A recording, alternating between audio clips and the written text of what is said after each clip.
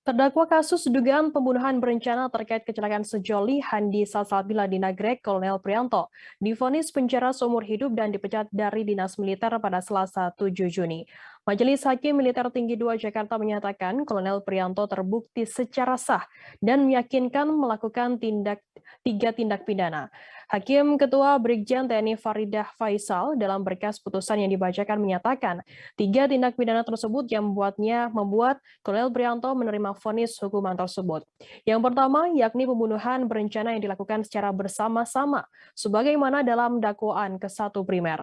Kedua, perampasan kemerdekaan orang lain yang dilakukan secara bersama-sama, sebagaimana dalam dakwaan alternatif kedua. Ketiga, menghilangkan mayat dengan maksud menyembunyikan kematiannya yang dilakukan secara bersama-sama.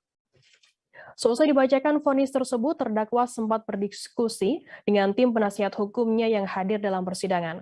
Dalam pernyataannya, Prianto menyatakan pikir-pikir atas vonis yang dijatuhkan kepadanya. Sebelumnya, Prianto dituntut pidana penjara seumur hidup dan dipecat dari dinas militer oleh Auditor Militer Tinggi dalam sidang di Pengadilan Militer Tinggi 2 Jakarta pada Kamis 21 April lalu.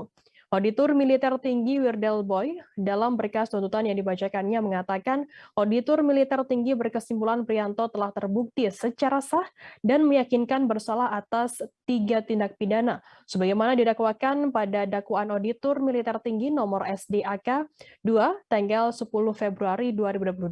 Terima kasih sudah nonton. Jangan lupa like, subscribe, dan share ya.